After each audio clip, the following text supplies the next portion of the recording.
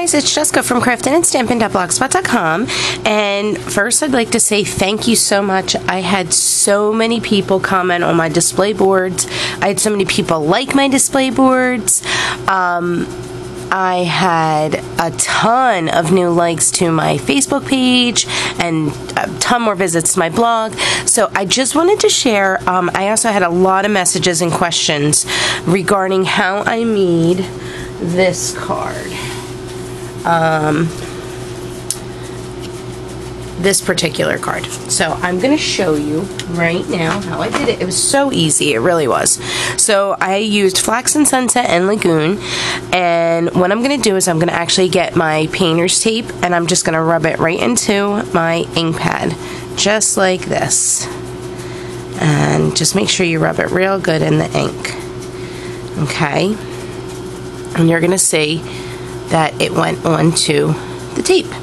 And then all I did was just made sure that my card was lined up.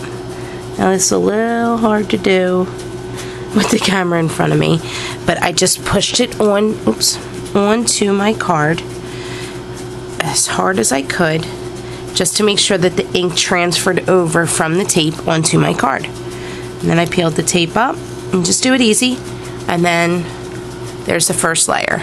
Then I went to the second color, which was also my second darkest color, which is the Sunset. You don't want to work backwards, because in case you have some ink left over on the tape that you didn't get, you don't want the darker ink to go inside the lighter color ink. So just be careful with that. And then just line up where you want your next ink to go and do the same thing.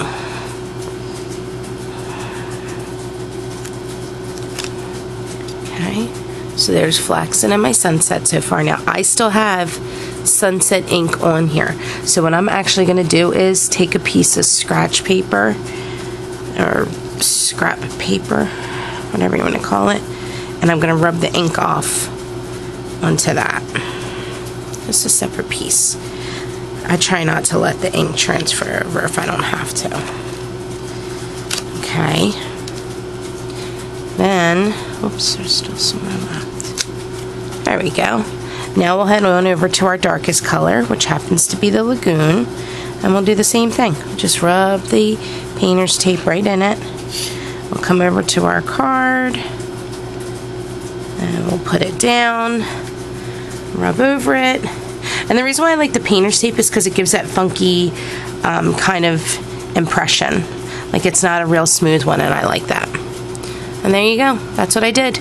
Obviously, I did this one a little bit quicker, so don't mind that the green went into the Sunset. But if you take your time and do it, it should be no problem at all. It should be super quick.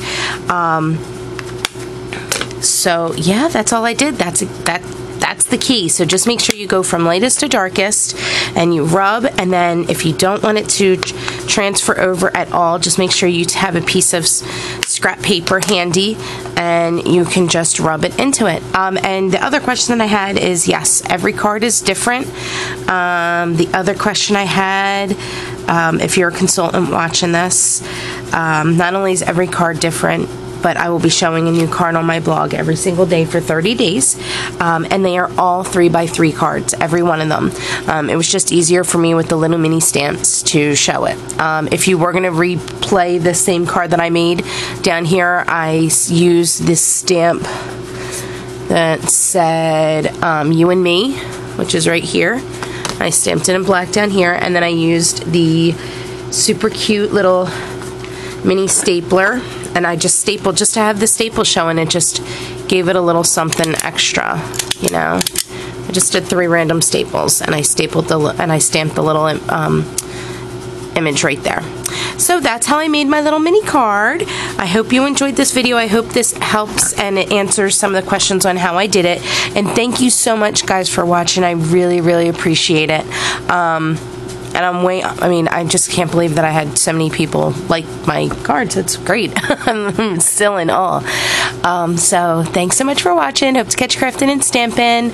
I'll list all information about getting this stamp set down below. Bye.